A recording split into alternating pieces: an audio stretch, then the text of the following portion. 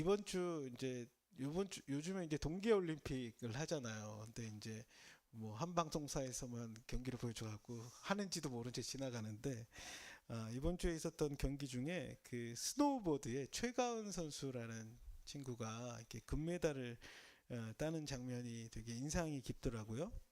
1차 시기, 2차 시기 모두 타다가 넘어져 가지고 큰 부상을 당하는 게 아닐까 하고, 또 출전하기가 어려운 상황이었는데 3차 시기에 나와 가지고 이렇게 멋지게 성공을 하면서 90.25라는 점수로 이제 금메달을 땄습니다. 어, 우리나라가 이렇게 스노보드를 잘하는 줄 몰랐는데, 그 전에 금메달을 따던 그 전 올림픽에서 땄던 친구도 이제 한국계 미국인죠. 로이킴이라는 선수였는데, 친구가 평창 올림픽 때부터 해서 두 번 연속으로 금메달을 따고 이 친구의 기록을 깼다 그러더라고요. 가장 최연소. 그 로이킴이 17세 10개월에 금메달을 땄대요. 예. 근데 이제 최가은 선수는 17세 3개월 만에 지금 이제 고2, 이제 고3 올라가는 나이인데, 예, 참 얼마나 이렇게 스스로 대견하고 영광스럽게 여길까라는 생각이 들었습니다. 최가은 양에게는 그날 자기가 점프했던 날이 자기 인생의 가장 영광스럽고 멋진 날이 아니었을까. 여러분의 삶에서 가장 멋지고 영광스러운 날은 언제였습니까? 아니면 언제일 거라고 생각이 됩니까? 그 AI에게 한번 물어봤어요. 인생에서 가장 멋지고 영광스러운 날은 어떤 날이니? 그랬더니 대답이, 인생의 가장 영광스럽고 멋진 날은 치열한 노력에 결실을 맺거나 자신의 가치를 증명했을 때, 혹은 일상 속에서 찬란한 행복을 느낄 때입니다. 이는 단순히 성공뿐만 아니라 극복과 성장의 과정도 깊이 연관되어 있습니다. 네. 어떤 성취를 이루는 것뿐만 아니라 극복과 성장의 과정, 그것이 우리에게 멋지고 영광스러운 날로 기억이 된다는 것이죠. 오늘 본문의 모습은 예수님의 가장 영광스러운 모습을 한번 보여줍니다.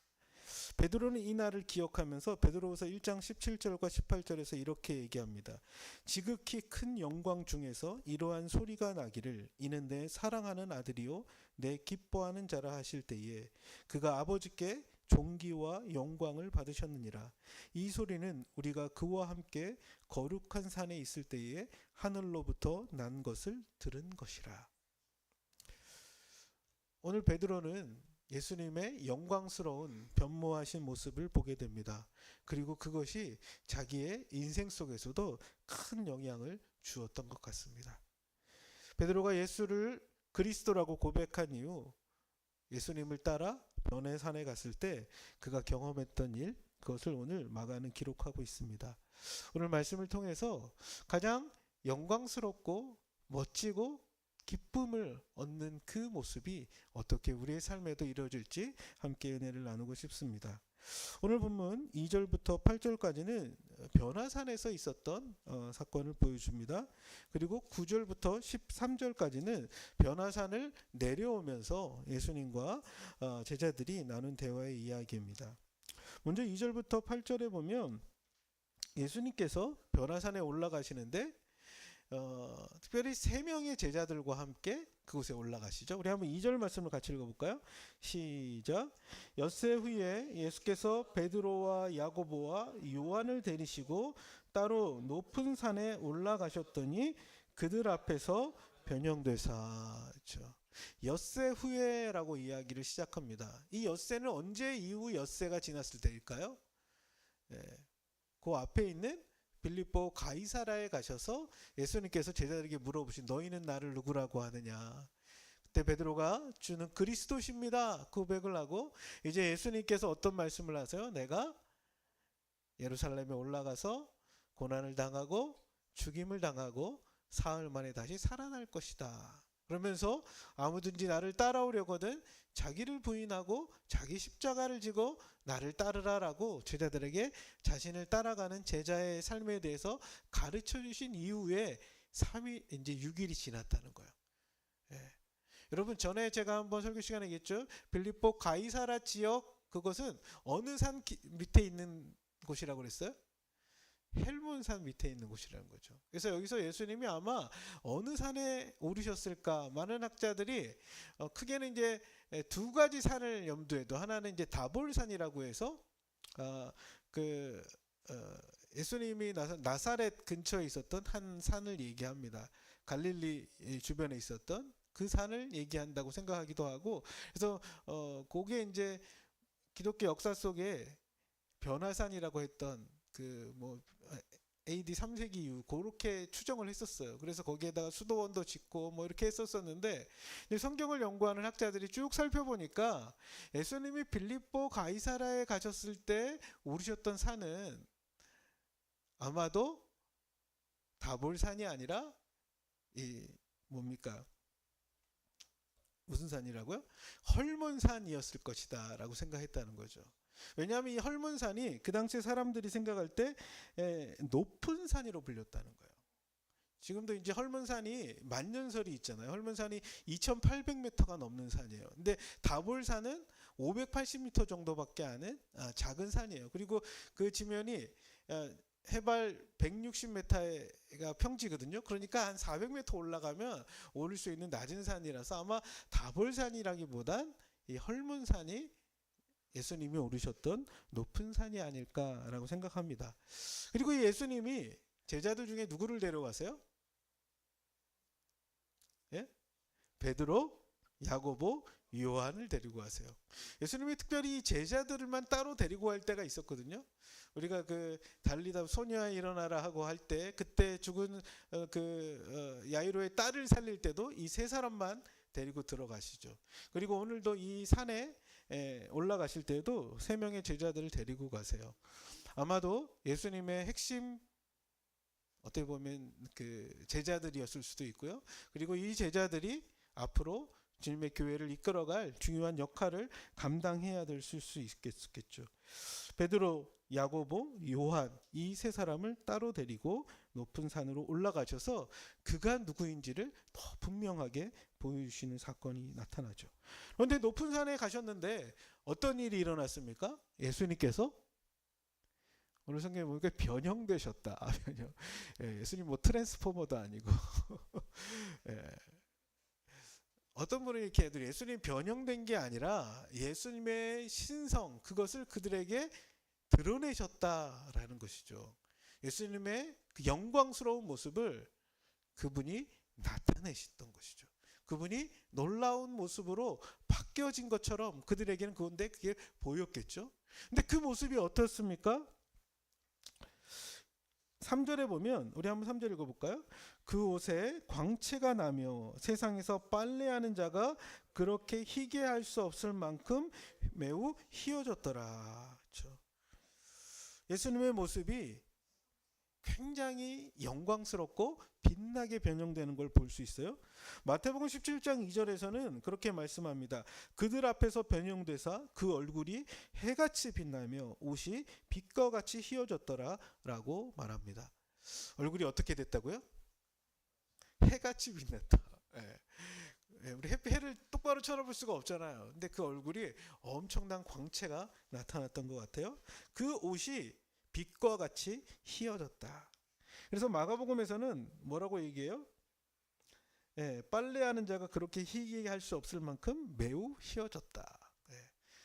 예전에 그 무슨 세제 광고에 그 깨끗하게 희어지는 그런 거 광고하고 그랬잖아요. 그것으로 사람이 빨아도 빨 수 없을 만큼 깨끗하게 희어졌다. 그의 모습이 빛을 내는 모습으로 나타났다는 것을 이야기하는 것이죠. 그런데 예수님이 해같이 얼굴이 밝게 빛나고 그의 옷이 빛처럼 깨끗한 모습을 보여주는 것뿐만 아니라 그곳에 누구와 함께 나타난 거예요? 모세와 엘리야가 나타나는 거예요. 우리 한번 3절 말씀도 4절 말씀 한번 읽어볼까요? 시작. 이에 엘리야가 모세와 함께 그들에게 나타나 예수와 더불어 말하더라. 아멘.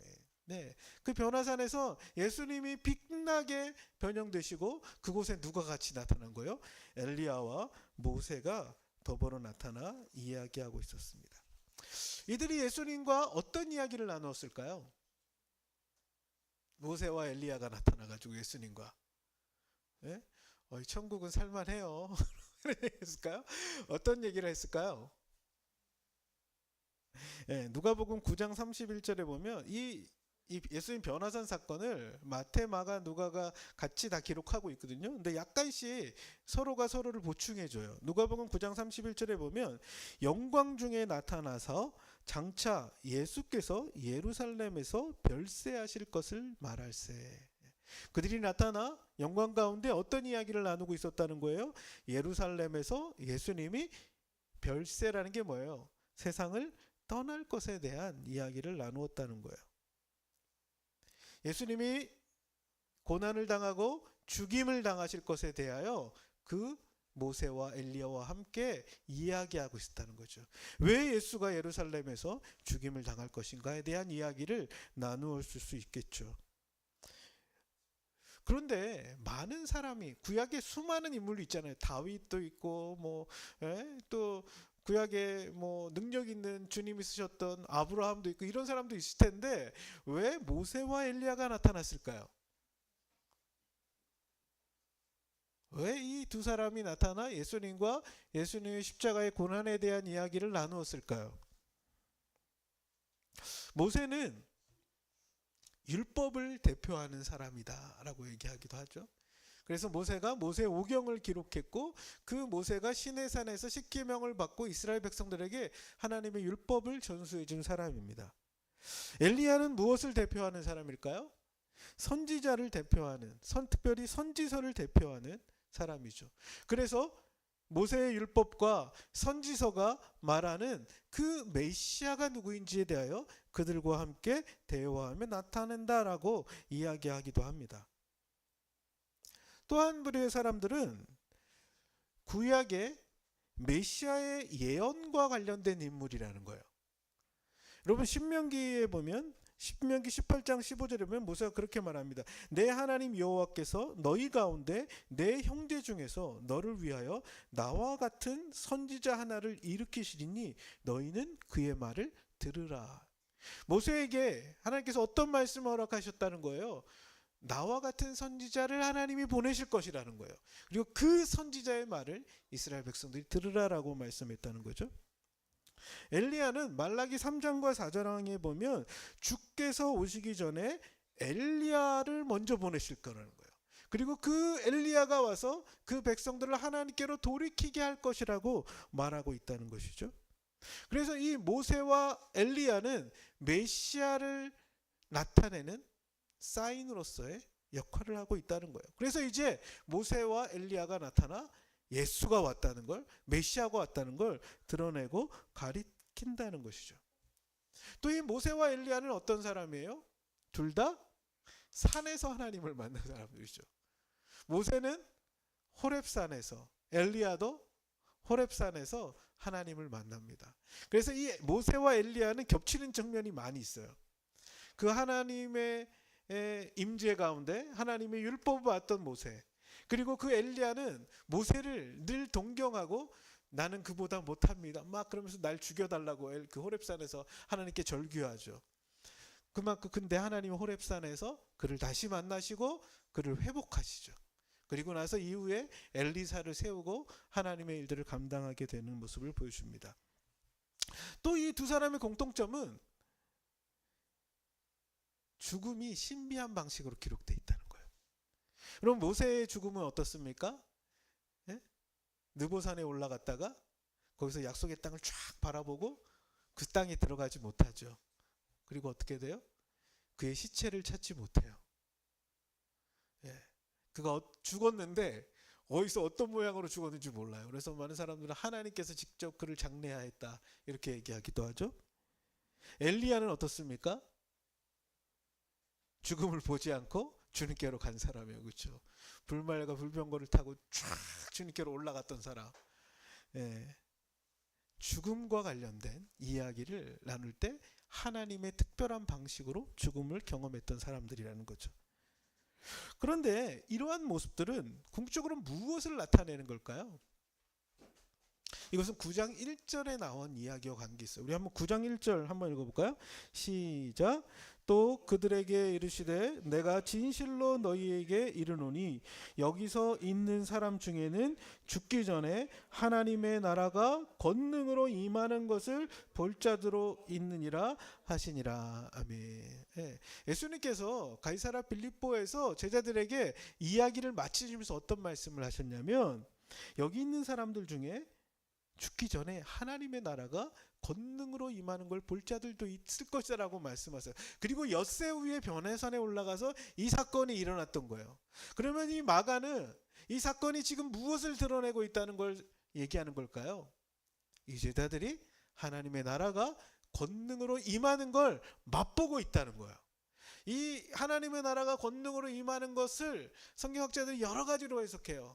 예수의 부활의 사건을 목격한 것으로 얘기하기도 하고요. 예수님의 부활 이후에 성령이 강림하시는 사건으로 이야기하기도 해요. 그리고 성령 강림 이후에 교회가 이 땅 가운데 확장되는 하나님의 나라가 이루어져 가는 걸 볼 것이라는 이야기를 하는 사람이 있어요. 그런데 이것의 본질적인 건 하나님의 나라가 예수 그리스도를 통해서 이루어지고 있다는 사실을 실제적으로 맛보고 경험할 사건들의 예표들을 얘기하고 있다는 거죠. 지금 베드로와 야고보와 요한이 예수님께서 모세와 엘리야와 함께 대화하는 것을 통해서 하나님의 나라가 권능으로 그들 가운데 왔음을 목도하고 경험하고 있다는 것입니다. 여러분, 이런 예수님의 모습 혹시 여러분 본 적이 있나요? 영광스러운 모습으로 바뀌어지. 저희 장인 어른께서 돌아가시기 한 1, 2년 전인가 본인이 약간 뭐 꿈을 꾸셨는지 환상을 보셨는지 예수님의 빛난 모습을 봤대요. 근데 그 빛이 너무 커가지고 점점 더 커지더래요. 그래서 이분이 수첩에다 그걸 기록을 하셨어요. 예수님의 빛난 모습을. 처음엔 3m, 10m, 5m 뭐 이렇게 쭉 하시면서 그 영광에 내가 압도됐다. 그러면서 아무한테도 얘기 안 하고 수첩에만 그걸 기록해 주는데 돌아가시고 나서 제가 수첩을 우연히 트럭에서 발견을 했어요. 저 이분 정리하다. 그래가지고 사진을 찍어가지고 지금 보관하고 가끔씩 보거든요. 근데 이게 참 영광스러운 일이겠죠. 그 안에 예수님의 모습을 본다는 게. 이 베드로와 야고보와 요한이 예수님의 이런 영광스러운 모습을 본 거예요. 그런데 그 이후에 베드로의 대답이 나오죠. 5절과 6절에 보면 베드로가 이 광경을 목도하고 뭐라고 이야기합니까? 우리 한번 5절 말씀 읽어볼까요? 시작. 베드로가 예수께 고하되 랍비여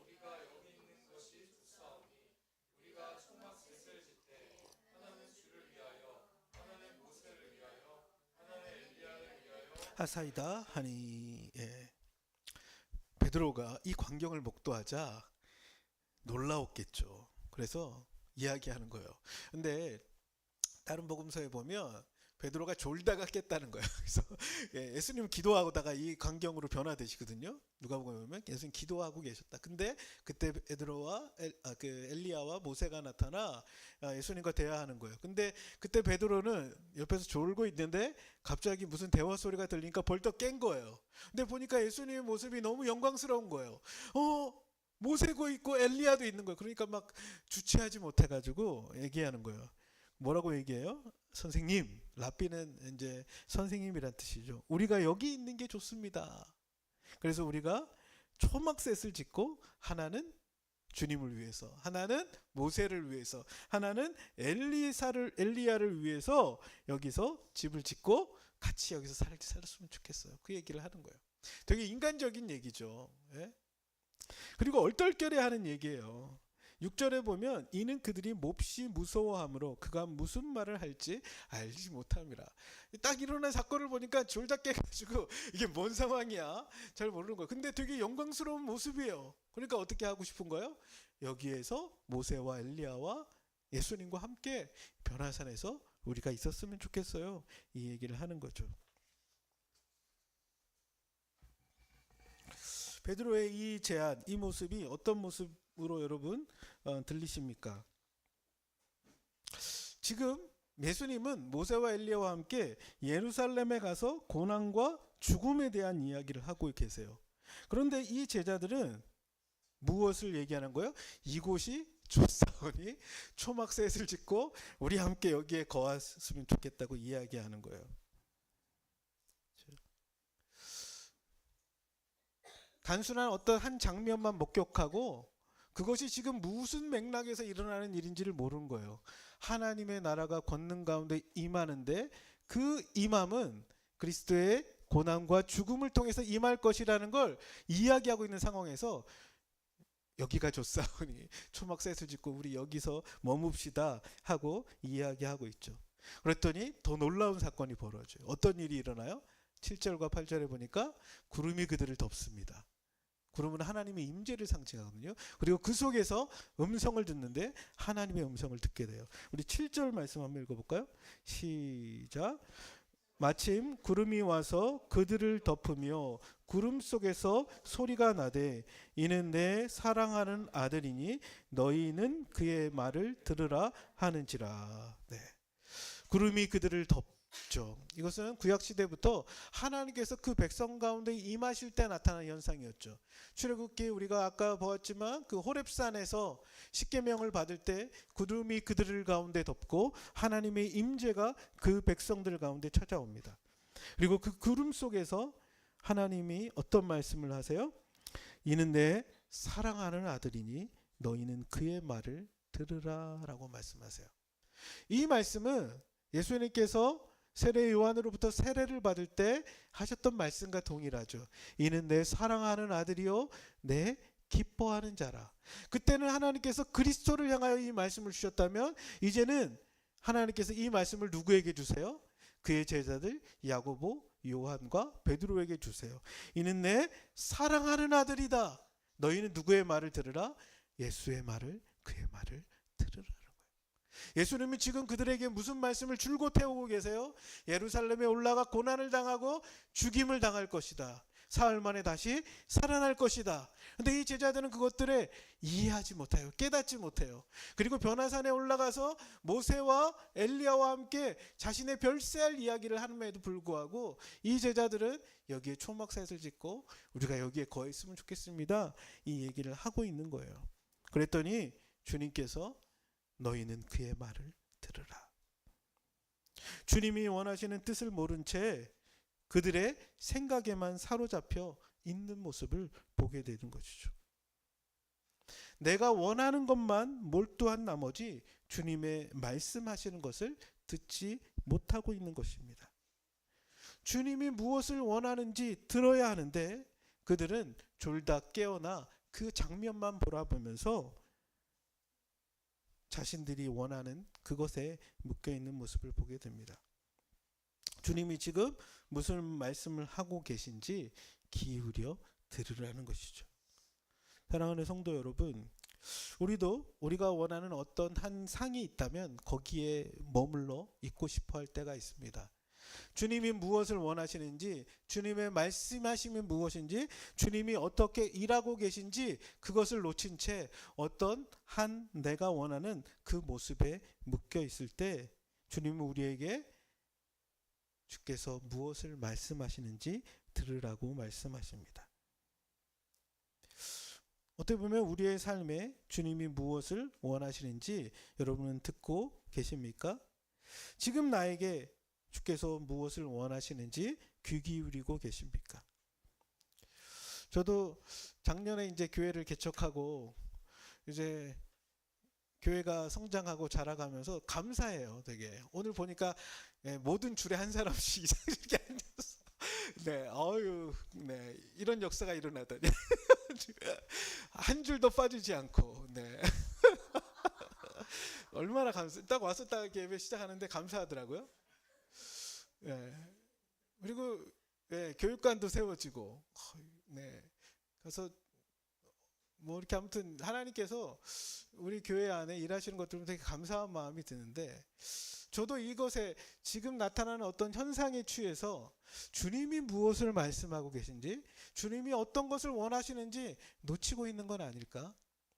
단순히 드러나는 한 현상에 몰두한 나머지 주님께서 우리에게 말씀하시는 것들을 잘 귀 기울여 듣고 있는가? 그분이 말씀하시는 것, 그분은 예루살렘으로 가시겠다고 말씀하시는데, 그래서 고난을 당하고 죽겠다고 말씀하시는데, 그것이 너희들에게 생명을 주는 길이다라고 말씀하시는데, 너희도 그와 함께 주님이 가는 길을 함께 따르자고 말씀하시는데, 우리가 현재 변화된 예수님의 모습에 취한 나머지 주님이 어디를 향하시는지, 주님이 무슨 뜻을 갖고 계신지, 주님이 무엇을 원하시는지 놓치고 있지는 않은가? 주님은 그 제자들과 함께 변화산으로 가 그분이 하나님의 아들로서의 영광스러운 모습을 보여주며 그 영광스러운 분이 가시는 그 길로 초청하고 계십니다. 십자가의 길은 수치와 고난의 길일 수 있지만 가장 영광스러운 길로 그분은 받아들이세요. 그래서 요한복음에 보면 자신이 들리는 걸 가장 영광 받으시는 것으로 얘기하거든요. 주님은 그 길로 제자들과 함께 가기를 원하시죠. 근데 이 제자들은 여기가 좋사오니 초막셋을 짓고 우리 모세와 엘리야와 함께 있고 싶습니다. 근데 여러분, 모세와 엘리야는 그곳에 있지 않아요. 금세 사라져버려요. 구름이 걷히고 나니까 8절 한번 읽어볼까요? 같이 읽어봅시다. 시작. 문득 둘러보니 아무도 보이지 아니하고 오직 예수와 자기들 뿐이더라. 그렇죠. 그들 앞에 누구만 남겨 계신 거예요? 예수 그리스도만 남겨 계시는 거예요. 주님이 원하시는 건 주님의 말씀을 듣는 것이죠. 그리고 그들이 주님께 집중하여 주님이 가시는 길을 함께 가기를 원하시는 것이 아니었을까요? 사랑하는 우리 예담교회 성도 여러분, 여러분들은 주님이 원하시는 뜻을 잘 분별하고 따라가고 계십니까?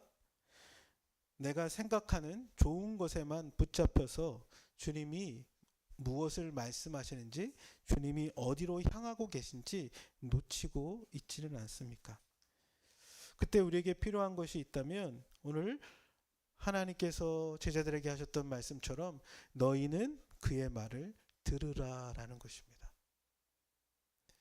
그분의 말씀하심에 귀 기울이며 그분의 뜻을 분별하고 그분이 가시는 그 길에 함께 동참할 수 있는 저와 여러분 되기를 주의 이름으로 축복합니다.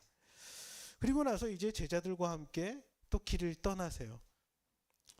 변화산을 올라가셨다가 내려오면서 그들과 대화하시죠. 예수는 무엇을 말씀하십니까? 9절에 보면 너희가 본 것을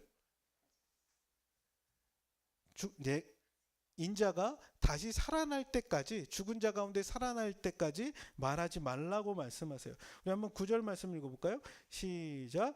그들이 산에서 내려올 때에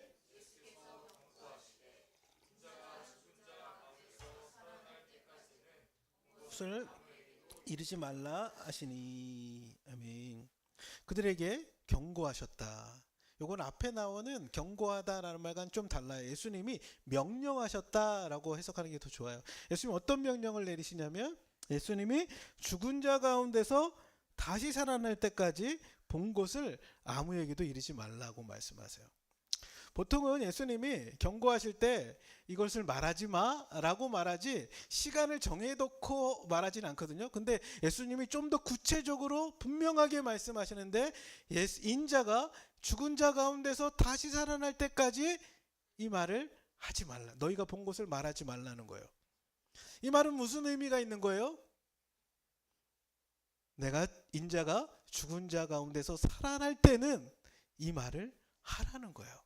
근데 왜 이 말을 인자가 죽은 자 가운데 살아날 때까지 하지 말라고 하셨을까요? 이것의 의미를 아직 제자들이 모르기 때문이겠죠. 네? 인자가 죽으시고 부활하셔야만 그리스도가 누구인지를 이들이 바로 깨닫고 그때야 분명하게 이 하나님 나라가 영광 가운데 오는 것을 바로 알릴 수 있기 때문에 그 말 너희 아직 모른 채 말하지 말고 좀 기다려라고 스테이하게 하시는 거죠.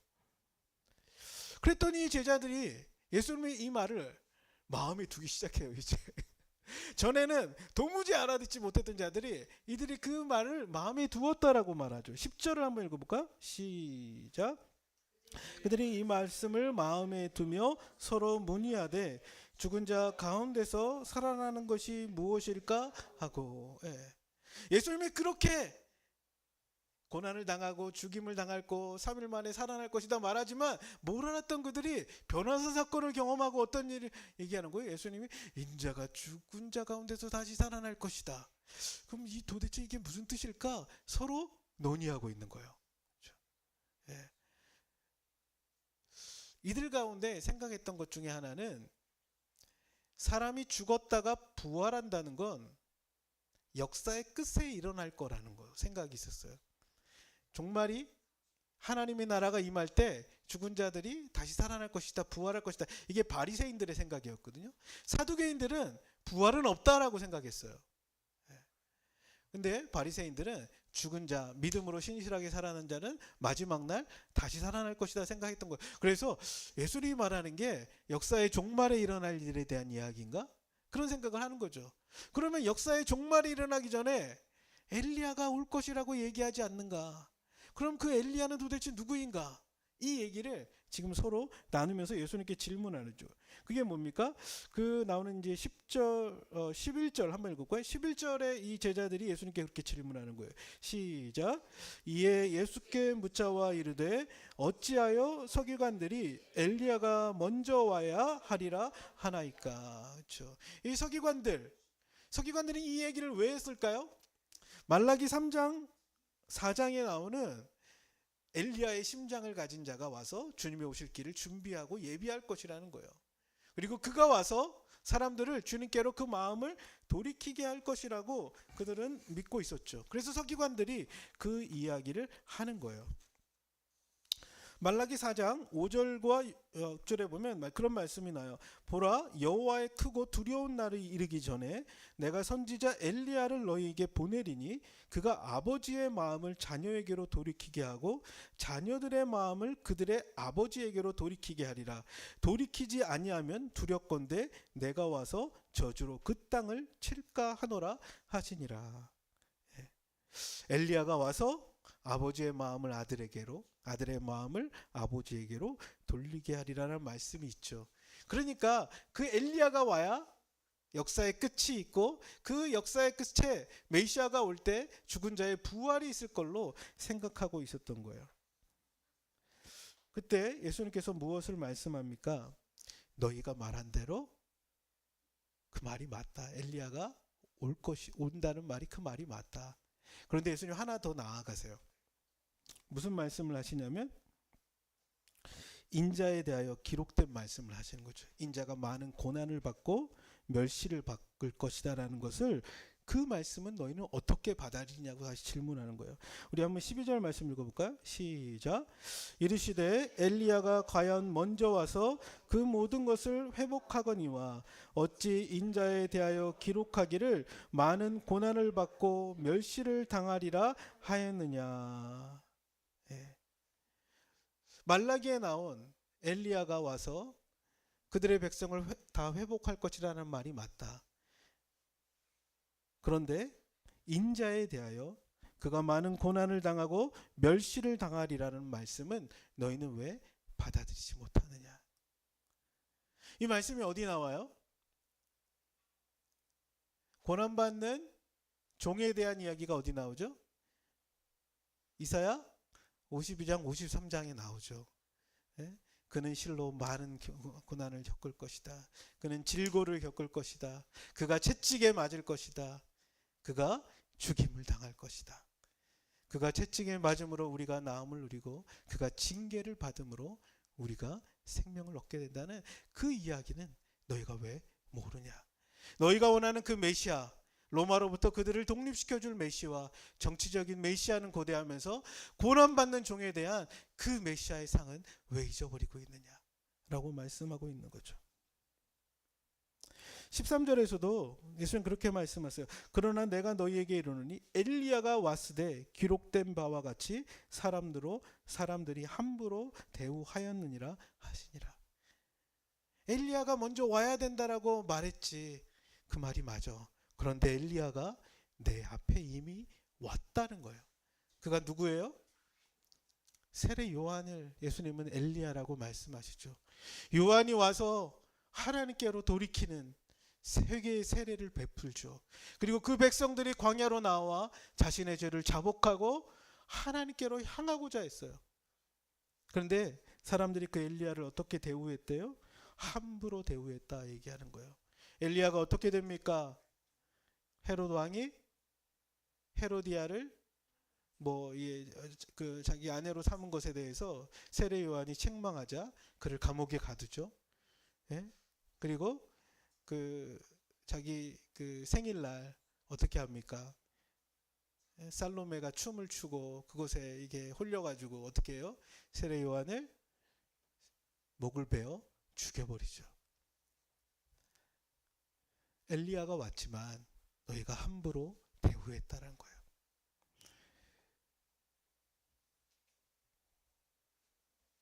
하나님의 말씀이 너희 가운데 성취되고 이루어져 가고 있지만 그 말씀을 멸시하고 무시한다는 거예요. 그리고 종국에는 그 메시아를 죽음의 자리까지 이끌어가는 것들이 이스라엘의 모습이었죠. 하나님은 그 사실을 다 아시며 그 고난받는 종으로 예수 그리스도를 보내셨다는 사실입니다.